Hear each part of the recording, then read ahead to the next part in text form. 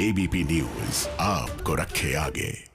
नमस्कार, स्वागत है आपका एबीपी न्यूज में। आपके साथ मैं हूं अखिलेश आनंद। नेताजी सुभाष चंद्र बोस किसके हैं? बीजेपी के या तृणमूल कांग्रेस के? मोदी के या ममता के? यह सवाल इसलिए खड़ा हो रहा है क्योंकि दोनों दल नेताजी की विरासत को लेकर अपना अपना दावा कर रहे हैं।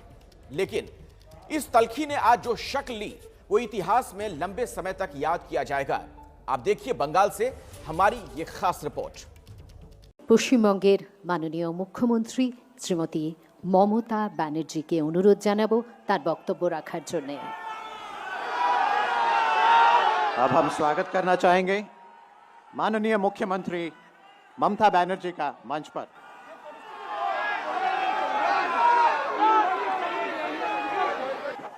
नहीं, मेरे को तो लगता है कि गवर्नमेंट का प्रोग्राम का कोई डिग्निटी होना चाहिए। एक गवर्नमेंट का प्रोग्राम है, कोई पॉलिटिकल पार्टी का प्रोग्राम नहीं है। और पॉलिटिकल पार्टी का और पब्लिक का प्रोग्राम है। मैं तो आभारी हूँ प्रधानमंत्री जी का, कल्चरल मिनिस्ट्री का, कि आप लोगों ने कोलकाता में प्रोग्राम बनाया, लेकिन किसी को आमंत्रण करके, निमंत्रित करके उसको बेइज्जत करना ये आपको शोभा नहीं देता है। मैं फिर आप लोगों को कहेंगे, यही on protest of that I am not telling anything. जय हिंद, जय बांग्ला।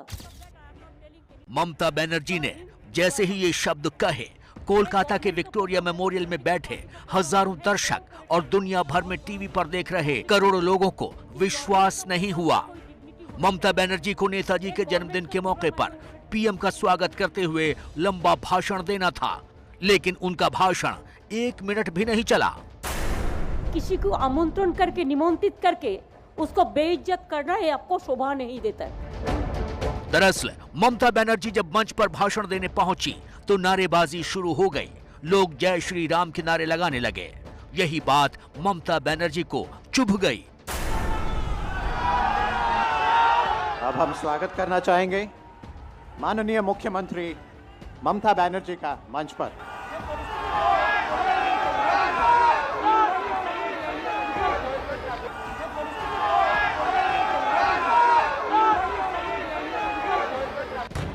पीएम मोदी और ममता के बीच कुछ ऐसा होगा, इसका अंदाजा किसी को भी नहीं था, क्योंकि जब 4 बजे के करीब कार्यक्रम शुरू हुआ तो ममता बनर्जी और पीएम मोदी दोनों साथ साथ हर जगह मौजूद थे। नेताजी के जन्मदिन पर उनकी विरासत के लिए लड़ रहे दोनों लोग जब एक साथ नेताजी के लिए इकट्ठे हुए तो लगा था कि तल्खी भुलाकर इस मंच का इस्तेमाल नेताजी की सुनहरी विरासत पर चर्चा के लिए होगा, लेकिन ऐसा नहीं हुआ। किसी को आमंत्रण करके, निमंत्रित करके उसको बेइज्जत करना ये आपको शोभा नहीं देता है। देखिए, देश में हर कोने में, हर जगह में, हर प्रोग्राम में जय श्री राम होता है आज। और बंगाल में जो कभी नहीं होता था, उन्हीं के कारण आज लोग और गुस्से में आकर के इसको एक मैंने चैलेंज के रूप में लिया है, क्योंकि जय श्री राम बोलने से यहाँ गाली खाना पड़ता है, जेल में जाना पड़ता है। लोगों ने इसका प्रतिवाद के स्वरूप जगह जगह उनको देखने से बोलते हैं, वो रिएक्ट करना बंद कर दें। मुख्यमंत्री को हर बात में रिएक्ट थोड़ी ना करना है। आमतौर पर केंद्र के कार्यक्रमों और बैठकों में ममता मौजूद नहीं रहती हैं, लेकिन इस बार ममता बनर्जी ने प्रोटोकॉल के तहत आना सही समझा। साफ था कि बंगाल चुनाव को देखते हुए वो किसी भी तरह की गलत छवि पेश नहीं करना चाहती थी। वो विक्टोरिया मेमोरियल में नेताजी सुभाष चंद्र बोस की प्रदर्शनी के उद्घाटन के मौके पर पीएम के साथ हर पल मौजूद रहीं। विक्टोरिया में घुसते वक्त जब मोदी मोदी के नारे लगे तब भी वो शांत रही। स्मरण करने के लिए, उनको याद करते हुए, और प्रधानमंत्री आज सांस्कृतिक कार्यक्रम का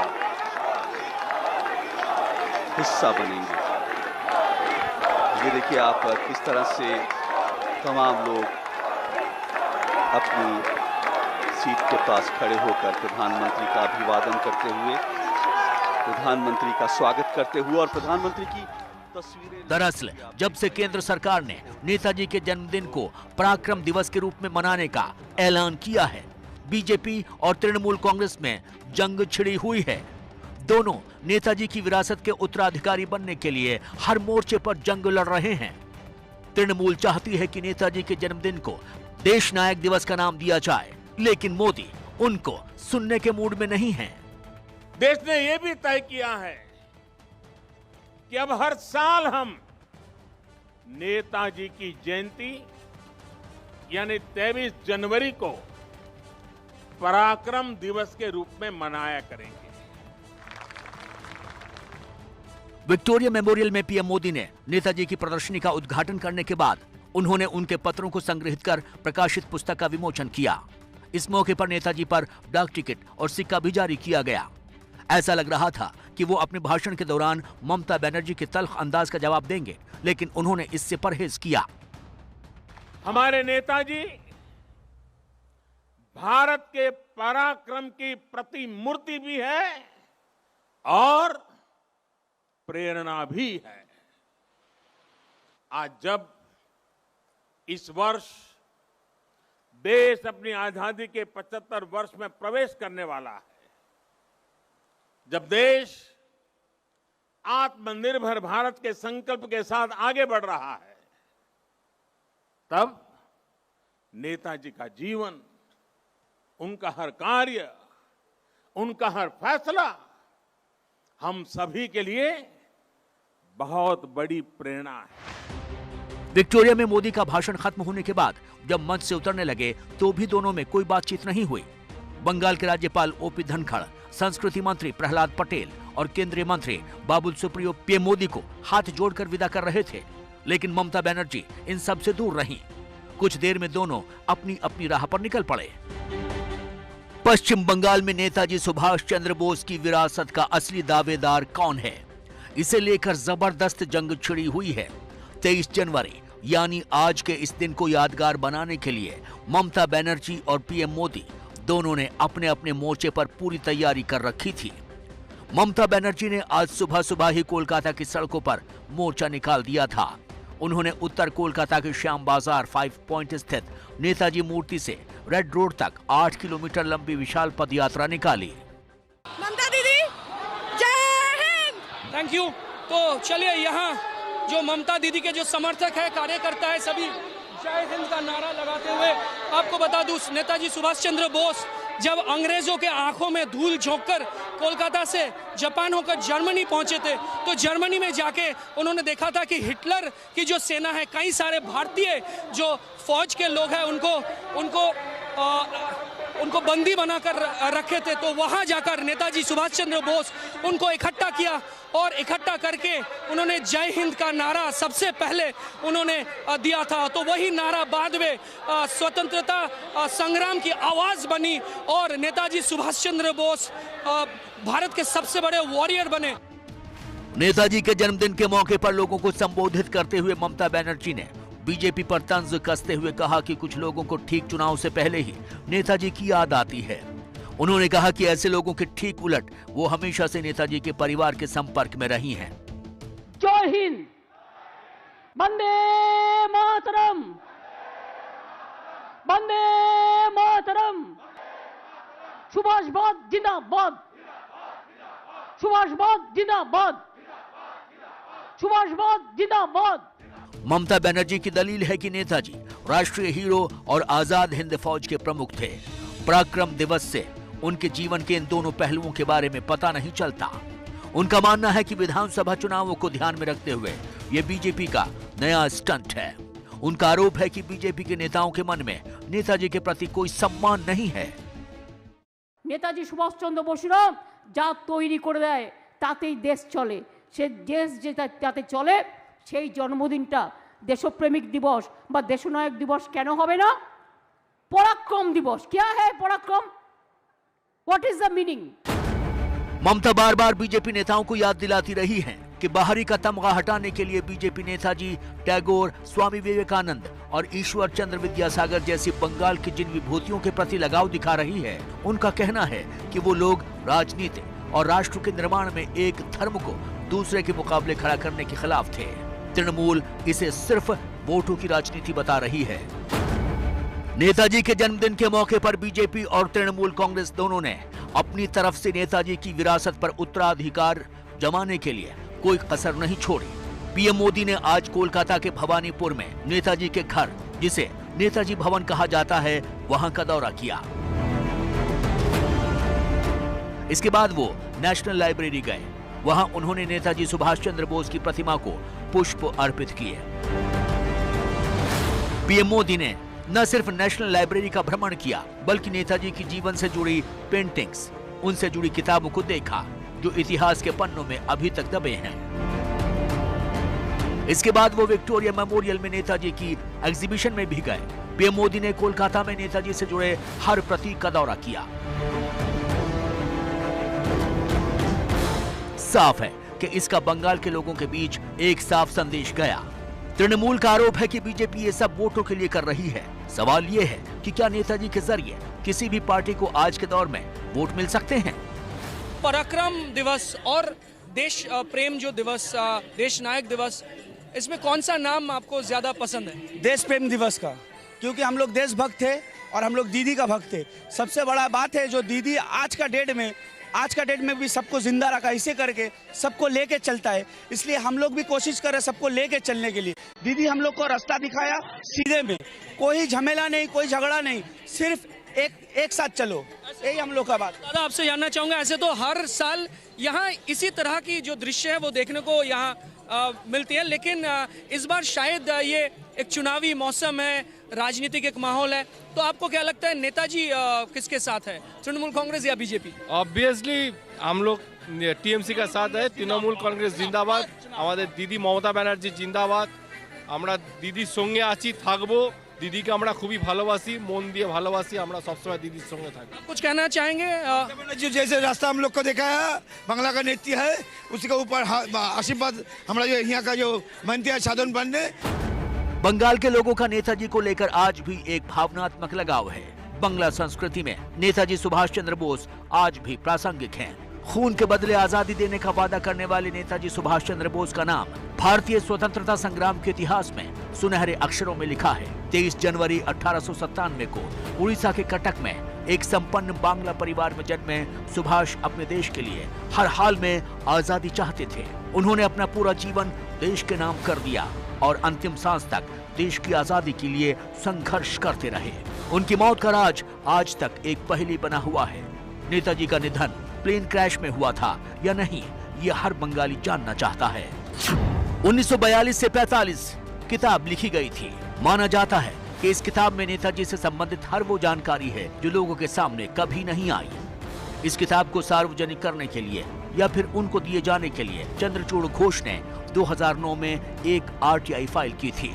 अदालत ने याचिकाकर्ता चंद्रचूड़ घोष को इस किताब की कॉपी देने के लिए कहा था। हालांकि कांग्रेस सरकार इसके खिलाफ गई और इस मामले की सुनवाई अभी भी जारी है। तृणमूल कांग्रेस ने नेताजी की मौत के मुद्दे को फिर से बंगाल की राजनीति में जिंदा कर दिया है। टीएमसी सांसद सुखेंदु शेखर रॉय का कहना है कि किताब के 186 से 191 पन्ने में लिखा गया था कि प्लेन क्रैश में नेताजी का निधन नहीं हुआ था। इन्होंने हाल ही में नेताजी सुभाष चंद्र बोस की फाइल्स को सामने लाने के लिए प्रधानमंत्री नरेंद्र मोदी को चिट्ठी लिखी है। ना तो किताब पब्लिश करने का कोई कदम उठाया, ना उस जो अपील जो पेंडिंग है उसको सुनवाई के लिए कोई कदम उठाया, कुछ नहीं किया, ऐसे बैठे हैं।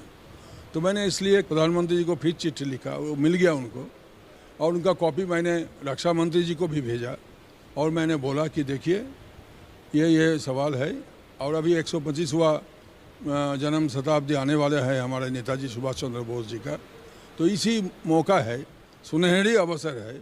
ये सुनहरी अवसर पर आप ये किताब को निकालिए।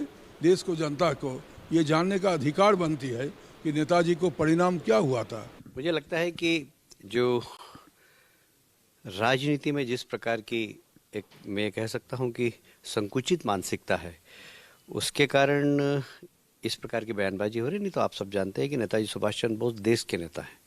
देश नहीं, दुनिया में उनके मानने वाले लोग हैं। वो किसी एक पार्टी की प्रॉपर्टी नहीं है। नेताजी का मुद्दा उनके जन्मदिवस के नाम के विवाद तक ही सीमित नहीं रहने वाला है। ऐसा लग रहा है कि बंगाल चुनाव के अगले 3 महीने में ये मुद्दा कई बार उछलेगा।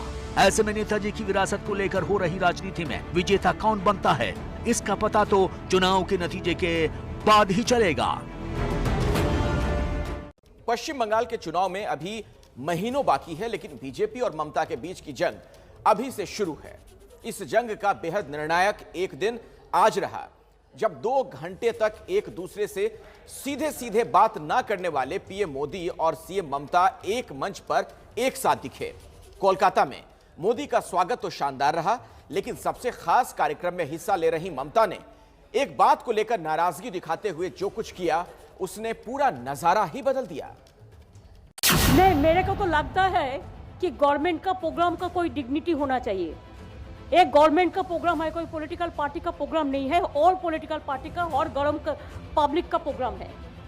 मैं तो आभारी हूँ प्रधानमंत्री जी का, कल्चरल मिनिस्ट्री का, कि आप लोगों ने कोलकाता में प्रोग्राम बनाया, लेकिन किसी को आमंत्रण करके, निमंत्रित करके उसको बेइज्जत करना ये आपको शोभा नहीं देता है। मैं फिर आप लोगों को कहेंगे, यही on protest of that I am not telling anything. जय हिंद, जय बांग्ला। आखिर ऐसा क्या हुआ कि अपने ही राज्य की राजधानी में यहाँ के मुख्यमंत्री ने भाषण देने से मना कर दिया? आखिर ममता बनर्जी को क्यों मंच पर आकर कहना पड़ा कि मैं भाषण नहीं दूंगी? तो जरा ध्यान से सुनिएगा। जब ममता भाषण देने के लिए मंच पर आई तो पीछे से किस तरह की आवाजें आ रही थी, जरा गौर करिएगा। अब हम स्वागत करना चाहेंगे माननीय मुख्यमंत्री ममता बनर्जी का मंच पर।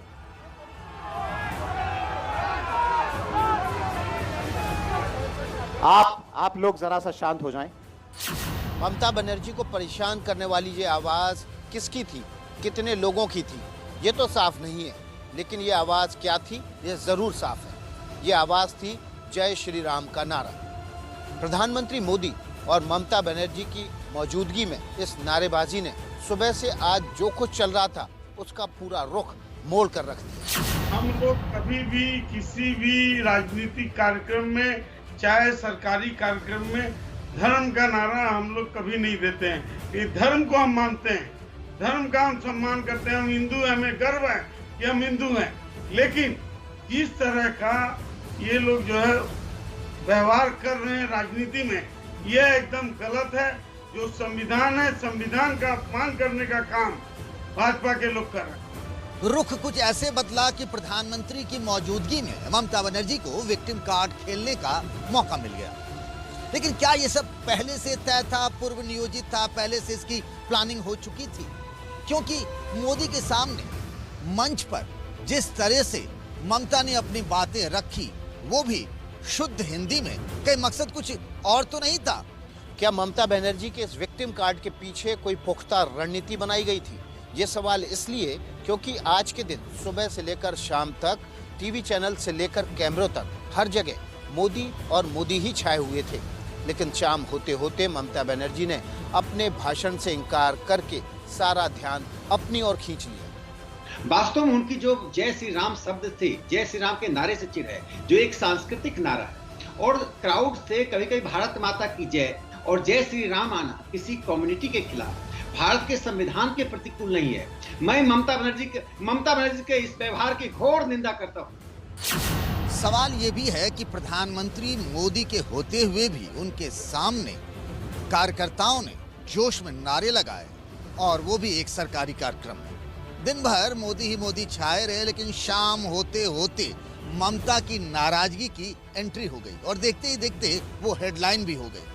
कहीं इसमें ममता के रणनीतिकार प्रशांत किशोर यानी पीके की कोई भूमिका तो नहीं है? मैं फिर आप लोगों को कहेंगे, यही on protest of that I am not telling anything. जय हिंद, जय बांग्ला। राजनीति में एक एक कदम फूक फूक कर रखा जाता है और एक एक शब्द के मायने होते हैं और सोच समझकर बोला भी जाता है। ऐसे में बीजेपी सोची समझी रणनीति के तहत ऐसी हरकत करवाएगी, ये अच्छी रणनीति नहीं कही जा सकती। और ऐसा करने पर भी ममता बनर्जी वही करती जो उन्होंने किया। लेकिन ऐसा करने से बाजी पलट भी सकती है, ऐसा किसी ने नहीं सोचा होगा। अब हम स्वागत करना चाहेंगे माननीय मुख्यमंत्री ममता बनर्जी का मंच पर।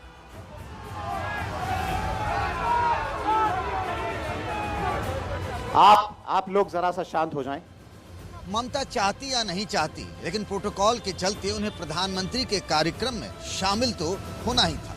ऐसे में उन्होंने मौके का फायदा कुछ इस तरह उठाया कि पूरा का पूरा मामला बंगाल की बेटी के अपमान तक जा पहुंचा। अब चुनावी नतीजे और उससे पहले की सरगर्मियां ही बताएंगी कि आखिर किसका कार्ड चल गया और किसका कार्ड बस धरा का धरा ही रह गया। मैं फिर आप लोगों को कहेंगे, यही on protest of that I am not telling anything. जय हिंद, जय बांग्ला।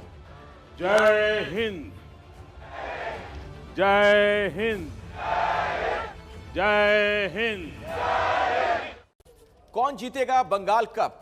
पश्चिम बंगाल में जिस अंदाज में चुनाव प्रचार चल रहा है और ममता, अमित शाह, जेपी नड्डा के साथ साथ इसमें मोदी जैसे बड़े खिलाड़ी मैदान में कूद चुके हैं, उससे तो यही लगता है कि यह पूरा चुनाव क्रिकेट का कोई बेहद अहम टूर्नामेंट बन गया है, जिसमें बैट्समैन भी हैं, बॉलर भी और साथ ही ऑलराउंडर भी।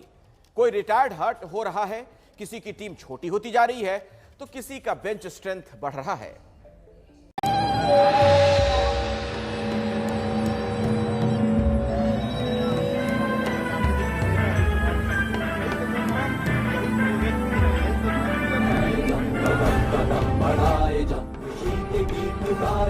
ये जिंदगी है कौम की, तू कौम पे लुटाए जा। रंग में उबाल है, तू जिंदा एक मिसाल है। बारूदों की बारिशों में सरहदों की ढाल है। ये है बंगाल और यहां जारी है एक मैच।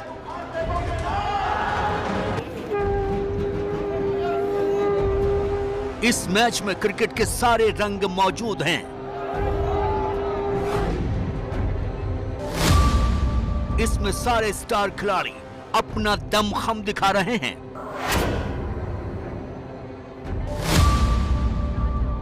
आज पहले असम पहुंचकर प्रधानमंत्री को जरूरतमंदों को जमीन का पट्टा देना था। आपका फिर से हम तहे दिल से स्वागत करते हैं। और बाद में कोलकाता आकर सुभाष चंद्र बोस की 125वीं जयंती में शामिल होना था, लेकिन असम से ही मोदी ने मार दिया छक्का। आज ही देश हम सबके प्रिय, हम सबके श्रद्धेय नेताजी सुभाष चंद्र बोस की 125वीं जन्म जयंती मना रहा है। देश ने अब तय किया है कि इस दिन की पहचान अब पराक्रम दिवस के रूप में होगी। मां भारती के स्वाभिमान और स्वतंत्रता के लिए नेताजी का स्मरण आज भी हमें प्रेरणा देता है। प्रधानमंत्री मोदी ने क्रिकेट में माहौल कल से ही बनाना शुरू कर दिया था, जब उन्होंने असम के तेजपुर में छात्रों को संबोधित करते हुए कहा था कि हम क्रिकेट में आत्मनिर्भर हो गए हैं। किसी गेंद और बल्ले की जंग की तरह ये चुनावी जंग भी एक दूसरे के खिलाफ फील्ड से बाहर जबानी जंग का रूप ले रही है। यहां एक दूसरे के खिलाफ स्लेजिंग हो रही है, बात मरने मारने तक पहुंच गई है। आज ही भाषण देने के लिए जब ममता को मंच पर बुलाया गया तो पीछे से स्लेजिंग हुई। जय श्री राम के नारे पर ममता भड़क गई, भाषण देने से इनकार कर दिया। नहीं, मेरे को तो लगता है कि गवर्नमेंट का प्रोग्राम का कोई डिग्निटी होना चाहिए। एक गवर्नमेंट का प्रोग्राम है, कोई पॉलिटिकल पार्टी का प्रोग्राम नहीं है। ऑल पॉलिटिकल पार्टी का और गरम पब्लिक का प्रोग्राम है। मैं तो आभारी हूँ प्रधानमंत्री जी का, कल्चरल मिनिस्ट्री का, कि आप लोगों ने कोलकाता में प्रोग्राम बनाया, लेकिन किसी को आमंत्रण करके, निमंत्रित करके उसको बेइज्जत करना है आपको शोभा नहीं देता है। मैं फिर आप लोगों को कहेंगे, यही on protest of that I am not telling anything. जय हिंद, जय बांग्ला। इसके जवाब में मोदी ने भी कई बातें बांग्ला में कही। नेताजी ने कहा था, भारत डाक से रोकटो डाक दिए छे रोकतो के ओठो दांडाओ आमोदेर नोस्टो करार मतो सोमोय नो। एक गवर्नमेंट का प्रोग्राम है, कोई पॉलिटिकल पार्टी। ममता ने इस एक फैसले से अब तक जो मैच मोदी की मौजूदगी की वजह से एक तरफ जा रहा था, उसमें वापसी कर ली। वो चाहती तो बांग्ला में भी बोल सकती थी, लेकिन उन्होंने हिंदी में बोला ताकि पूरा देश समझ सके। अब ये कोई रणनीति थी या यूं ही ऐसा कुछ हो गया, ये तो ममता ही जानती हैं। Am not telling anything. কোনোদিন একটা চিফ মিনিস্টার চলে আসছে, কাজ নেই তো কিছু, লোকের কাজ করে না। কোনোদিন হোম মিনিস্টার চলে আসছে, কোনোদিন ওই আর একটা মিনিস্টার চলে আসছে, কোনোদিন চাড্ডা নাড্ডা ফাড্ডা ভাড্ডা গাড্ডা সব চলে আসছে একটা করে। আর তারা একা প্রোগ্রাম করবে আর কেউ করবে না। আর যেদিন তারা প্রোগ্রাম করবে, লোক যদি না আসে তাহলে নিজে সাজিয়ে রাখবে যাতে নটঙ্কি করে ন্যাশনাল নিউজে ভালো করে দেখায় যে দেখো আমায় মেরেছে। আহারে नहीं, कौन किसको चीरेगा, वो सब डायलॉग से कुछ नहीं होने वाला है। आदमी सब, यहाँ की समाज इनसे इतना नाराज है, समय आने पर सब हिसाब हो जाएगा। जो रास्ता में उतर करके इस प्रकार नारा लगाते हैं, दूसरे को ईंटा पत्थर बम मारते हैं, पूरा कानून व्यवस्था टूट चुकी है, लोगों की सुरक्षा नहीं है, प्रशासन कुछ नहीं है, तो लोग इससे निजात पाना चाहते हैं, इसलिए भाजपा की तरफ आ रहे हैं, इससे बौखला करके हमारे ऊपर अटैक कर रहे हैं। जिनके नेता जिला प्रेसिडेंट टीएमसी के बोलते हैं पुलिस को बम मारो, जो सारे आम रास्ते में स्लोगान देते हैं गोली मारो सालों को, तो बम गोली की कल्चर तो उन्हीं का है। बंगाल में चुनाव के नतीजे मई के करीब आखिर में आएंगे, लेकिन इससे काफी पहले ही बंगाल में मैच शुरू हो गया है। जी हां, क्रिकेट की भाषा में कहें तो मैच अर्ली स्टार्ट हो गया है। लेकिन इस अर्ली स्टार्ट का फायदा मोदी की टीम को मिलता दिखाई दे रहा है, क्योंकि अब तक ममता के 17 बड़े खिलाड़ी टीएमसी में अपनी पारी घोषित कर चुके हैं और बीजेपी की टीम ज्वाइन कर रहे हैं। इसमें टीएमसी की ओर से एक रिटायर्ड हर्ट भी हैं, जिनका नाम है लक्ष्मी रतन शुक्ला, जो ममता सरकार में मंत्री थे, लेकिन जब से चुनावी जंग शुरू हुई है, उन्होंने अपने आप को ममता की टीम से अलग कर लिया है। इसी बीच ममता ने बंगाल के लोगों का आह्वान किया कि वो ठीक 12:15 पर शंख बजाकर सुभाष चंद्र बोस के जन्म के वक्त को गुंजायमान कर दें। मतलब ये कि शंखनाद के तौर पर इस राजनीतिक मैच की औपचारिक शुरुआत कर दी है। सुबह सबसे पहले ममता ने दे डाली गूगली, वो पहुंच गई नेताजी भवन। दरअसल ममता के प्लान में नेताजी भवन जाने का प्रोग्राम शामिल नहीं था। ममता बनर्जी सीधे नेताजी भवन पहुंच चुकी हैं इस वक्त, और वे नेताजी भवन का दौरा करने जा रहे हैं। हम बात करने की कोशिश करेंगे ममता दीदी से। दीदी बोल रहे हैं अभी नहीं, लौट के आके बात करेंगे, उन्होंने बोला। और ये सीधी तस्वीरें आप नेताजी भवन से देख रहे हैं। इस समय आप ममता बनर्जी की तस्वीरें देख रहे हैं। नेताजी भवन के पास एक कार्यक्रम का आयोजन किया गया है। इस कार्यक्रम स्थल पर प्रधानमंत्री नरेंद्र मोदी को पहुंचना है, लेकिन उससे पहले ममता बनर्जी ने यहाँ पर अचानक आकर, ये देखिए, जो विरासत की लड़ाई थी, जो कहा जा रहा है कि पराक्रम दिवस पर सब अपना पराक्रम दिखाने की कोशिश में जुटे हुए हैं, ये उसका नतीजा है कि यहाँ पर ममता बनर्जी अचानक पहुँच गई। एक कार्यक्रम का आयोजन यहाँ पर स्वागतो बोस, जो कि ग्रैंड नेफ्यू हैं सुभाष चंद्र बोस के, उन्होंने किया है। वो कार्यक्रम यहाँ पर चल रहा था। ममता बनर्जी इस पूरे मैच में कई किरदार निभा रही हैं। ऑलराउंडर की तरह वो हर वो काम कर रही हैं जिनकी इस वक्त जरूरत है।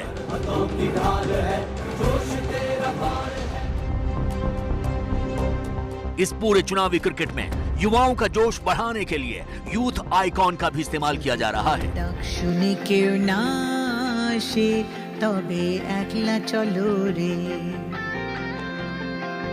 যদি তোর ডাক শুনে কেউ না আসে, তবে একলা চলো রে, তবে একলা চলো, একলা চলো, একলা চলো, একলা চলো রে, তবে একলা চলো, একলা চলো, একলা চলো, একলা চলো রে, যদি তোর ডাক শুনে কেউ না আসে।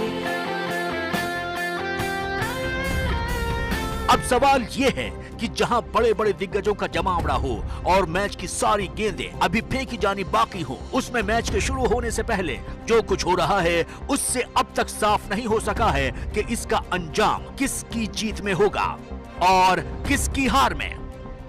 इसी महीने 18 जनवरी के एबीपी न्यूज सी वोटर के सर्वे में ममता जीतती तो दिखी, लेकिन बीजेपी भी बहुत पीछे है, ऐसा कहा नहीं जा सकता।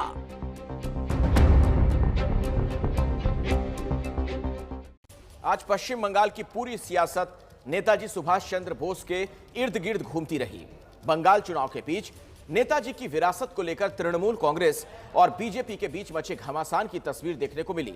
प्रधानमंत्री मोदी के कार्यक्रम से पहले ही ममता बनर्जी नेताजी भवन पहुंच गईं।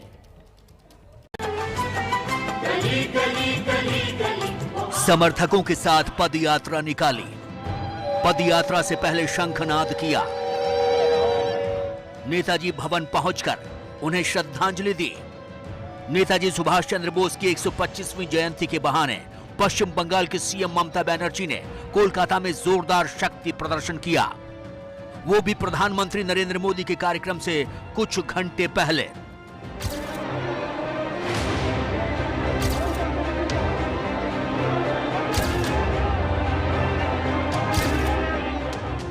ममता बनर्जी ने इस मौके को एक बड़े राजनीतिक इवेंट में तब्दील करने में कोई कसर नहीं छोड़ी। कोलकाता की सड़कों पर आगे आगे खुद ममता बनर्जी पैदल चल रही थी और पीछे पीछे चल रहा था उनकी पार्टी तृणमूल कांग्रेस के नेताओं, कार्यकर्ताओं और उनके समर्थकों का बड़ा हुजूम। ভারতবর্ষের চারটে প্রান্তে, একটা দক্ষিণ, একটা উত্তর, একটা পূর্ব, একটা নর্থ ইস্টার্ন করা উচিত বলে আমি মনে করি। একটা রাজধানী কেন থাকবে? চারটে থাকবে। আর চারটে ঘুরিয়ে ঘুরিয়ে সুদীপদা আপনারাও দাবি করবেন আপনাদের সংসদীয় অধিবেশন কেন একটা জায়গায় সীমাবদ্ধ থাকবে? কেন দিল্লিতে কি আছে? দিল্লিতে অল আউটসাইডার্স मैक्सिमम। ये पदयात्रा करीब 8 किलोमीटर लंबी थी, जो कि श्याम बाजार स्थित नेताजी की प्रतिमा से धर्मतल्ला में रेड रोड तक निकाली गई। मुख्यमंत्री ममता बनर्जी का पदयात्रा शुरू होने में कुछ वक्त का इंतजार है। सुबह 12:15 को ये पदयात्रा इसलिए शुरू हो रहा है क्योंकि नेताजी सुभाष चंद्र बोस 1897 के 23 जनवरी यही समय यानी कि 12:15 को उनका जन्म हुआ था। तो इसीलिए दीदी ने भी यही वक्त को इसीलिए चुना है अपना जो पदयात्रा है। इसीलिए और आपसे ये सवाल है कि पराक्रम दिवस और देश प्रेम जो दिवस, देश नायक दिवस, इसमें कौन सा नाम आपको ज्यादा पसंद है? देश प्रेम दिवस का, क्योंकि हम लोग देशभक्त थे और हम लोग दीदी का भक्त थे। सबसे बड़ा बात है जो दीदी आज का डेट में भी सबको जिंदा रखा, इसे करके सबको लेके चलता है। इसलिए हम लोग भी कोशिश कर रहे सबको लेके चलने के लिए। दीदी हम लोग को रास्ता दिखाया सीधे में, कोई झमेला नहीं, कोई झगड़ा नहीं, सिर्फ एक साथ चलो। मौके को भांपकर सीएम ममता बनर्जी ने दो बड़े दांव चले। उन्होंने भरी सभा में केंद्र सरकार से मांग की कि नेताजी सुभाष चंद्र बोस की जयंती पर 23 जनवरी को नेशनल हॉलिडे घोषित किया जाए। देश की राजधानी को दिल्ली के बजाय कोलकाता घोषित किया जाए। কলকাতা একদিন ভারতবর্ষের রাজধানী ছিল। যে কলকাতা একদিন মনে রাখবেন কলকাতা থেকে ভারতবর্ষ ইংরেজরা চালাতো। এমনি কলকাতাকে সিলেক্ট করা হয়েছিল। তো এমনি যদি তাই হয় তাহলে আজকে ভারতবর্ষের একটা রাজধানী কলকাতা কেন হবে না? ऐसा कहकर ममता बनर्जी ने केंद्र सरकार और बीजेपी के पाले में डाल दी, वो भी ऐसे वक्त में जबकि केंद्र सरकार नेताजी की जयंती को पराक्रम दिवस के रूप में मना रही है और खुद पीएम मोदी कोलकाता में नेताजी भवन पहुंचे, उन्हें श्रद्धांजलि दी। लेकिन ममता ने अपने पहले की घोषणा के मुताबिक नेताजी की जयंती को देश नायक दिवस के रूप में मनाया। ममता बनर्जी ने तो नेताजी की जयंती को पराक्रम दिवस के रूप में केंद्र सरकार के नामकरण पर सवाल भी उठा दिए। নেতাজি সুভাষচন্দ্র বসুরা যা তৈরি করে দেয় তাতেই দেশ চলে। সে দেশ যাতে চলে সেই জন্মদিনটা দেশপ্রেমিক দিবস বা দেশনায়ক দিবস কেন হবে না? পরাক্রম দিবস। क्या है पराक्रम? What is the meaning? Netaji की विरासत को लेकर तृणमूल कांग्रेस और बीजेपी में किस कदर जंग छिड़ी हुई है उसकी ये एक बानगी है। लेकिन ममता का ये कहना कि बाहरी लोग बंगाल की भावनाओं को नहीं समझ सकते, बीजेपी को नागवार गुजरा है। पश्चिम बंगाल के राज्यपाल जगदीप धनखड़ ने तो ममता के बयान को बोस के सिद्धांतों के खिलाफ बता दिया। जो कुछ लोग आउटसाइडर की बात करते हैं वो नेताजी की विचारधारा से मेल कभी नहीं खा सकते। भारत के संविधान के श्रेष्ठ सिद्धांतों के विपरीत ये कदम है। मैं अनुरोध करूंगा हमें इस बात को त्यागना चाहिए। जहाँ तक लोग राजनीति की बात कर रहे हैं तो मैं उनसे पूछना चाहता हूँ कि आज़ाद हिंद फौज के 75 वर्ष पे जिस प्रकार का भव्य आयोजन देश के प्रधानमंत्री ने किया था, क्या उस वक्त कोई चुनाव थे? आज तो खैर बंगाल में चुनाव है इसलिए लोग इस प्रकार की बात कर रहे हैं। मैं उनसे पूछना चाहता हूँ कि नेताजी सुभाष चंद्र बोस के वे सब दस्तावेज जो कहीं ना कहीं बंद थे, उन दस्तावेज को सार्वजनिक करने का काम किसने किया? तो इस प्रकार की संकुचित मानसिकता से बात करके मैं समझता हूँ कि अपना खुद का व्यक्तित्व तो छोटा कर ही रहे हैं, वो एक विशाल व्यक्तित्व भी छोटा करने की कोशिश कर रहे हैं। तो कुल मिलाकर नेताजी सुभाष चंद्र बोस की 125वीं जयंती टीएमसी और बीजेपी के बीच सियासी शक्ति प्रदर्शन के अवसर के रूप में बदल गई। प्रतीकों की ये राजनीति बंगाल चुनाव में क्या गुल खिलाएगी, ये देखने वाली बात होगी। प्रधानमंत्री नरेंद्र मोदी के आज के कोलकाता दौरे ने बीजेपी के चुनावी कैंपेन में भी नया जोश भर दिया। हालांकि पीएम मोदी सरकारी कार्यक्रम में आए थे कोलकाता के विक्टोरिया मेमोरियल में। यह आयोजन केंद्र सरकार की ओर से किया गया था। यहीं से पीएम मोदी ने सोनार बांग्ला का संकल्प दोहराया। कहा, बंगाल को और आगे ले जाएंगे। प्रधानमंत्री नरेंद्र मोदी ने कोलकाता में नेताजी सुभाष चंद्र बोस की 125वीं जयंती के मौके पर कई कार्यक्रमों में शिरकत की।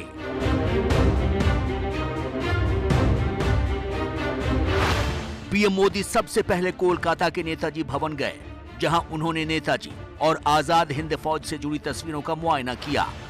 उसके बाद पीएम मोदी नेशनल लाइब्रेरी गए, जहां उन्होंने नेताजी की आदमकद प्रतिमा के आगे फूल अर्पित करके नेताजी को श्रद्धांजलि दी। इसके बाद केंद्र सरकार की तरफ से कोलकाता के विक्टोरिया मेमोरियल में मुख्य कार्यक्रम हुआ, जहां पीएम मोदी ने नेताजी से जुड़ी तस्वीरों का मुआयना किया। यहां इस दौरान उनके साथ पश्चिम बंगाल की मुख्यमंत्री ममता बनर्जी भी थीं। यहीं हुए समारोह में पीएम मोदी ने नेताजी पर सिक्का जारी किया और एक किताब का लोकार्पण किया। विक्टोरिया मेमोरियल में हुए मुख्य समारोह में पीएम मोदी ने कहा कि हम नेताजी के संकल्पों को पूरा करने की ओर बढ़ रहे हैं। उन्होंने आत्मनिर्भर भारत बनाने का संकल्प दोहराया और सोनार बांग्ला के लिए काम करने की बात कही। नेताजी ने दिल्ली दूर नहीं का नारा देकर लाल किले पर झंडा फहराने का जो सपना देखा था, उनका वो सपना देश ने लाल किले पर झंडा फहराकर पूरा किया। आजाद हिंद फौज की कैप मैंने लाल किले पर झंडा फहराया था, उसे मैंने अपने सर पे लगाया था। उस वक्त मेरे मन मस्तिष्क में बहुत कुछ चल रहा था, बहुत से सवाल थे, बहुत सी बातें थी। हर भारतीय अपने दिल पर हाथ रखे, नेताजी सुभाष बाबू को महसूस करे, तो उसे फिर से ये सवाल सुनाई देगा, अमर एकता काज कोरते पारवे, क्या मेरा एक काम कर सकते हो? ये काम, ये काज, ये लक्ष्य आज भारत को आत्मनिर्भर बनाने का है। नेताजी सुभाष आत्मनिर्भर भारत के सपने के साथ ही सोनार बांग्ला की भी सबसे बड़ी प्रेरणा है। जो भूमिका नेताजी ने देश की आजादी में निभाई थी, आज वही भूमिका पश्चिम बंगाल को आत्मनिर्भर भारत अभियान में निभानी है। आत्मनिर्भर भारत अभियान का नेतृत्व आत्मनिर्भर बंगाल और सोनार बांग्ला को भी करना है। बंगाल आगे आए, अपने गौरव को और बढ़ाए, देश के गौरव को और बढ़ाए। नेताजी की तरह ही हमें भी अपने संकल्पों की प्राप्ति तक अब रुकना नहीं है। नेताजी सुभाष चंद्र बोस के जन्मदिन पर आज देश भर में कई कार्यक्रम हुए। इस मौके पर आपको जरूर देखनी चाहिए नेताजी की बेटी जो कि जर्मनी में बस चुकी हैं, उनके साथ एबीपी नेटवर्क के चैनल एबीपी आनंदों के संपादक सुमन डे का ये इंटरव्यू। कभी 18 साल की उम्र में भारत आकर प्रधानमंत्री जवाहरलाल नेहरू के घर पर हफ्ते भर रहने वाली अनीता बोस क्या कहती हैं अपने तजुर्बे के बारे में, सुनिए और देखिए। I think during your first visit, 61-62, Jawaharlal Nehru actually invited you to stay with him, and you stayed for a week. How was the experience with Pandit Nehru? Yes, I stayed with him for about a week, and we used to have breakfast together and some other meals, and take little walks in the park of the then residence, which of course is not the residence of the Prime Minister now. And of course he was a busy man, but how was the experience? Well, of course, for an 18-year-old, it was exceedingly exciting to, first of all, to meet such an important, outstanding person, and then, of course, also to meet a person who had been in one way a close friend and associate of my father's, and on the other hand also an opponent, yeah. I've heard that your mother was really worried when you first time came to India at the age of 18, because people utter Netaji's name with so much love and respect that might have turned your head. It was hard apprehension, but you tackled the situation so calmly, just like Netaji's daughter. Well, thank you, but nowadays I can appreciate that she was worried, because if I consider my children or grandchildren at that age going abroad and doing things, I was quite worried when our daughter decided to take a trip around the world when she was 19, and my husband was very upset about it too. But he didn't dare say, I don't want you to go because you're a girl, because she would have, I think, given him a piece of her mind. Of course, looking at my own children and my grandchildren, I feel 18 is a bit less grown up than what I felt at the time. You are the deputy mayor of this place. Do you think that this public service and leadership quality, all these remains in the DNA? It's a natural inheritance, or it comes by gene? To some, well, I don't know whether it's in the DNA, but I think in general that I think it's good if people take interest in their community, whether in a smaller or larger community, and take interest in their fellow human beings, and that may be in the more social field or the more political field or cultural field. But I don't think very highly of people who just sort of live their own life without bothering about other people around them. Your husband, Professor Martin Pfaff, is also a German politician, former obviously. But do you think this liking for politicians, these also comes through DNA, like mother, like daughter? Well, whether it's in the DNA or not, if you're married to somebody, you want to be able to talk about things of mutual interest. So if you had one person who is totally apolitical and another who is interested in these things, that would be one area of discussion which would be lost to you. Or if one is mainly interested in arts and sports, and the other one in politics and economics, somehow that wouldn't match very well. Delhi में 26 जनवरी को किसानों के tractor march को हरी झंडी मिल गई। दिल्ली और हरियाणा की police के साथ किसानों की कई दौर की बैठक के बाद आखिरकार इस ट्रैक्टर मार्च को मंजूरी मिली।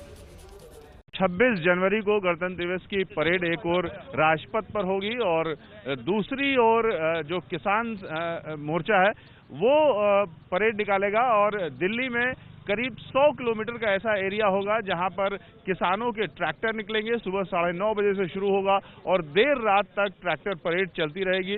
किसी तरह का कोई बाधा नहीं है। कितने ट्रैक्टर होंगे, लगातार 5वें दौर की वार्ता हुई किसान संगठनों की, और तमाम आला अधिकारी दिल्ली पुलिस के, हरियाणा और उत्तर प्रदेश के उसमें शामिल थे। तो ये आम सहमति बनी जिस पर दिल्ली पुलिस को मानना पड़ा हमारी बात को, और उन्होंने कहा कि हम किसानों को रास्ता देंगे, जितने बैरिकेडिंग है पुलिस स्वतः हटाएगी, और किसान दिल्ली के अंदर परेड करेगा, हाथ में तिरंगा लेगा, शांतमय तरीके से अनुशासन में रहकर होगी। गणतंत्र का हम भी हिस्सा हैं, गण की प्रतिष्ठा का सवाल है। तो लगातार जो किसान हैं ट्रैक्टर लेकर आ रहे हैं, हजारों की संख्या में ट्रैक्टर आएंगे। पूरी दुनिया देखेगी कि इस गणतंत्र की परेड के अंदर जहां एक और जवान परेड करेगा, वहीं दूसरी ओर किसान भी दिल्ली के अंदर परेड करेगा। पश्चिमी उत्तर प्रदेश से भी किसान अपने ट्रैक्टरों के साथ दिल्ली यूपी सीमा गाजीपुर बॉर्डर पहुंचने शुरू हो गए हैं। यहाँ बिजनौर से चले ट्रैक्टर यूपी गेट पहुंच चुके हैं। यहाँ अब हाईवे पर इतने ज्यादा ट्रैक्टर हो गए हैं कि पैदल चलना भी मुश्किल हो रहा है। ऐलान किए जाते हैं, जनता का राज होता है, जनता का राज है, लोकतंत्र है। हमने कहा था दिल्ली हमारी, दिल्ली के अंदर परेड करेंगे, तुम व्यवस्था कर दो। आज उसकी व्यवस्था हो गई, यानी कि इसमें कहीं दो राय नहीं था कि परेड होगी कि नहीं होगी, हमें तो कन्फर्म था।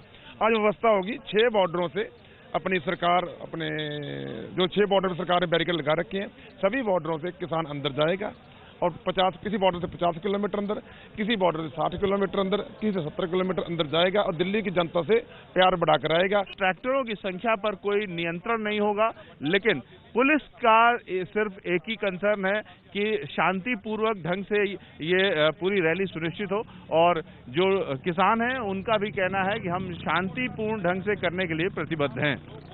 कैमरामैन डीसी मंजू के साथ रविकांत, एबीपी न्यूज, दिल्ली। आज नेताजी सुभाष चंद्र बोस को याद करने का दिन रहा। आजादी के आंदोलन के दौरान नेताजी कभी कांग्रेस के अध्यक्ष रहे थे, लेकिन आज नेताजी की जयंती पर कांग्रेस के कार्यकर्ताओं पर लाठियां चल गईं, पुलिस ने पानी की बौछार की, और यह सब हुआ भोपाल में, जहां कृषि कानूनों को रद्द करने की मांग को लेकर कांग्रेस के कार्यकर्ता राजभवन का घेराव करने पहुंचे थे।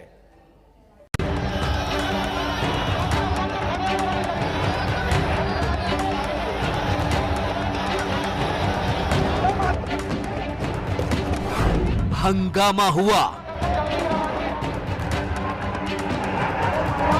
पानी की बौछारें छोड़ी गईं, आंसू गैस के गोले दागे गए, लाठीचार्ज हुआ, अफरा तफरी मची। ये सब हुआ भोपाल में, जहां किसानों के मुद्दे पर कांग्रेस के कार्यकर्ता राजभवन का घेराव करने पहुंचे थे।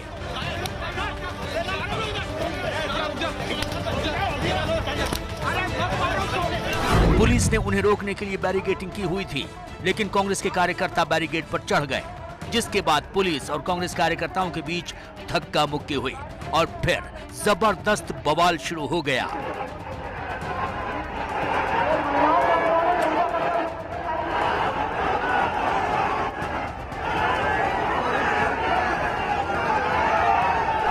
राजभवन घेराव करने के लिए पहुंचे थे।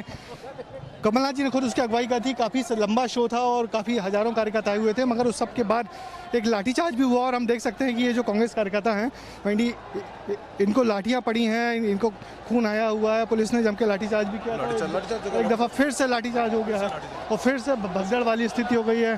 आंसू गैस तो नहीं, लेकिन हाँ, पानी की बौछार करके लोगों को तितर बितर किया जा रहा है और कोशिश ये की जा रही है कि ये जो यहाँ जितने लोग इकट्ठे हैं उन सबको हटा के भगाया जाए, क्योंकि कांग्रेस कार्यकर्ता छटने का नाम नहीं ले रहे थे। पुलिस ने पानी की बौछारें छोड़कर कांग्रेस कार्यकर्ताओं को तितर बितर करने की कोशिश की। इसी दौरान आंसू गैस और लाठीचार्ज भी हुआ। राजभवन घेराव की अगुवाई पूर्व मुख्यमंत्री कमलनाथ और दिग्विजय सिंह ने की थी, लेकिन कांग्रेस के बड़े नेताओं के घेराव से हटते ही पुलिस ने बाकी के कार्यकर्ताओं को दौड़ा कर पीटा। तो कृषि कानूनों को रद्द करने की मांग को लेकर भोपाल में राजभवन घेराव करने की कोशिश कर रहे कांग्रेस कार्यकर्ताओं पर लाठियां चल गई। एक बड़ी खबर आ रही है किसान आंदोलन से। सोनीपत पुलिस ने किसानों के उन आरोपों को नकार दिया है जिसमें यह कहा गया था कि एक युवक को किसानों की हत्या करने के लिए सिंघू बॉर्डर पर भेजा गया था। पुलिस के मुताबिक युवक का पिछला रिकॉर्ड चेक किया गया, उसमें कुछ भी गलत नहीं पाया गया। युवक ने पूछताछ में बताया कि एक लड़की से छेड़खानी के आरोप में किसान आंदोलन में शामिल युवकों ने उससे मारपीट की थी। मेडिकल रिपोर्ट में भी लड़के के साथ मारपीट की पुष्टि हुई है। जब जैसे ही हमें हैंडओवर हुआ था तो हमने इसका मेडिकल वगैरह इसका करवाया है, जिसमें डॉक्टर साहब ने इसको कुछ इसके निशान बॉडी के ऊपर पड़े हुए हैं, खास तौर पे बैक के ऊपर। तो इसके नील वगैरह पड़े हुए हैं, लाशें पड़ रखी हैं। तो वो इसका कहना है कि मेरे को वहाँ पे कुछ लोगों ने इसके साथ मारपीट की और इसके ऊपर जिसके कारण ये इसने डर के मारे ये सारे बयान दिए वहाँ पे। और बाकी आगे की जो पूछताछ है वो अभी हम इससे और वेरीफाई कर रहे हैं। तो जो किसान आरोप लगा रहे थे उससे बिल्कुल अलग हटकर थ्योरी है पुलिस की।